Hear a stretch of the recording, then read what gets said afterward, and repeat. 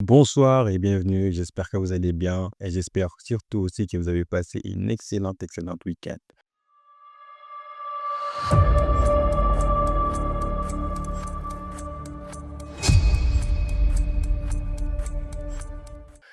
La famille, dans cette vidéo, j'ai décidé de partager quelque chose avec vous, une petite secret sur le hook point ou encore le valid zone. Ok?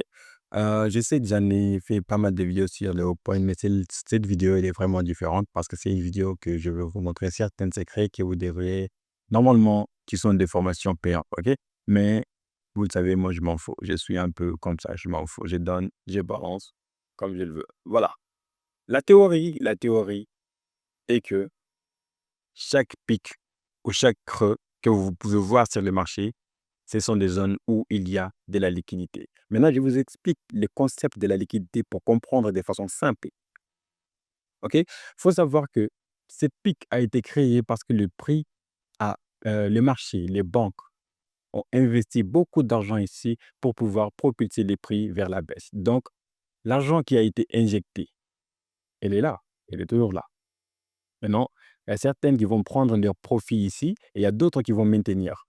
Par exemple, ceux qui vont maintenir leur position ici, quand le prix revienne, ils vont ajouter encore de l'eau et vendre encore pour que le prix passe très très blanc en général. Et cela dépend de la tendance. Par exemple, imaginez que c'était une tendance baissière. Les gens qui vont acheter, ils vont acheter à court terme. Quand le prix revient, ils vont augmenter de l'eau pour que ça descende encore. S'il crée un autre point, ce point-là, elle sera un point où il va y avoir une prise de liquidité. Le prix va laisser une hook point quelque part. Ensuite, elle va venir prendre, ainsi de suite. Maintenant, je vais vous montrer sur les graphiques comment est-ce que cela marche. OK? Je ne sais pas si vous me suivez toujours ou si vous êtes perdu. Mais sur les graphiques, j'en suis sûr et certain que vous allez apprendre beaucoup de choses. Voilà. Je vais partir directement sur le monthly. Vous allez me dire, qu'est-ce que je fous en monthly? Ce n'est rien. Je ne fous rien en monthly. Je vais juste vous montrer quelque chose. Par exemple, regardez très bien. Ces mèches que vous voyez ici, c'est une mèche où il y a de la liquidité. Par exemple, ici, il y a de la liquidité. Ici, il y a de la liquidité. Sur chaque bout de mèche, il y a de la liquidité. C'est ce qu'il faut comprendre. Donc, si vous partez sur le high time frame, les monthly par exemple, on vient pour chercher les zones de liquidité. Par exemple, ici, c'est une zone de liquidité où le prix a pris de la liquidité parce que c'est une mèche. Et comment est-ce que le prix est venu? C'est très important parce que si on ne sait pas comment est-ce que le prix est venu prendre de la liquidité sur cette zone-là, ça va vraiment nous fatiguer. Donc, le prix est venu de façon corrective, bien sûr. Voilà. Mais ce n'est pas ça qui nous intéresse pour l'instant. Pour l'instant, on s'intéresse seulement aux zones. Maintenant, je pars sur le weekly pour vous montrer quelque chose encore. Par exemple, là, je suis sur le weekly. Le weekly, vous pouvez voir clairement que le prix a laissé volontairement une petite creux ici. Et cette creux-là, c'est une mèche. Et cette mèche, vous pouvez voir que le prix est revenu juste qu'elle a presque touché, mais elle n'a pas pris de la liquidité. Pourquoi?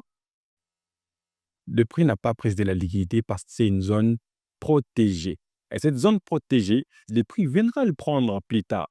Et quand le prix le prend plus tard, c'est uniquement, je dis bien, pour l'utiliser à son avantage. Donc, sur les weekly toujours, par exemple, là, on a une zone où le prix a déjà pris de la liquidité ici. Là, le prix n'a pas pris de la liquidité. Si on part sur les daily, on voit clairement que le prix est venu prendre de la liquidité ici. OK? Concentrez-vous seulement sur les tirs de zone importants.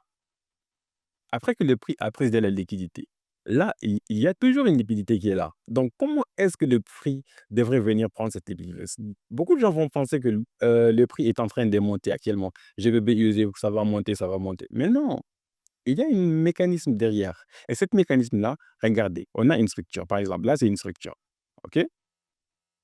Attention. Là, c'est une structure. Mais ce n'est pas ça qui nous intéresse pour l'instant. Voilà. La structure, on s'en fout.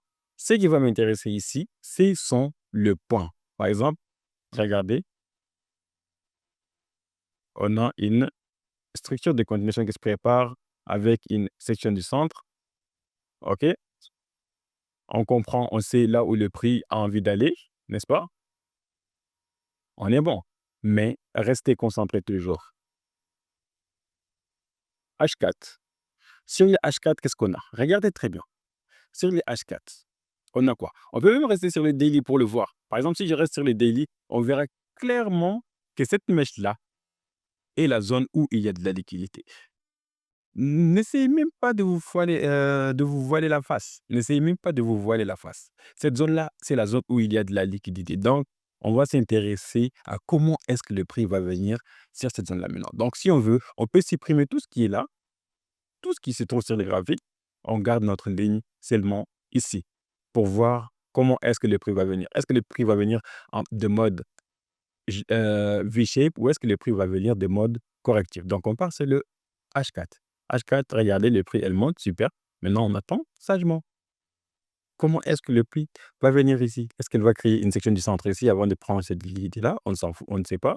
Ou est-ce que le prix va venir jusqu'à ce niveau et créer une sorte de continuation comme ça avant de partir à l'appel? Je vais vous montrer d'autres exemples. Par exemple, j'ai des trades. Par exemple, là, cette trade-là. Pourquoi j'ai pris cette trade-là? De façon simple, j'ai pris cette trade en fonction de l'approche. L'approche, elle est superbe. Mais regardez la liquidité. Comment est-ce que le prix est venu prendre cette liquidité-là? Et quand le prix est venu prendre cette liquidité, on part sur les low time frame de H4, etc., etc. H4, par exemple, on voit qu'on a une approche structurale one to street et le H1.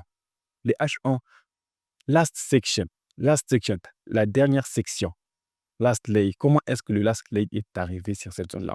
Regardez, on a push, correction and push. Ça, c'est une très, très, très, très belle des approches. Et si on a ce genre d'approche, en général, on peut prendre des entrées sniper.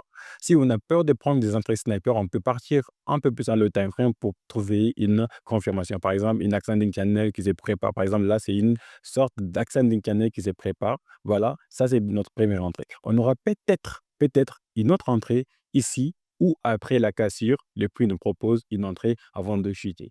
Donc, c'était uniquement pour vous montrer la valeur et l'importance des hook points et les zones valides. J'espère vraiment, vraiment que cette vidéo va vraiment vous aider. Si c'est le cas, ça me ferait vraiment plaisir. Ça va vous sauver de plein de choses. Voilà. Donc, sur ce, je vous souhaite une excellente soirée à vous et portez-vous bien. À très bientôt.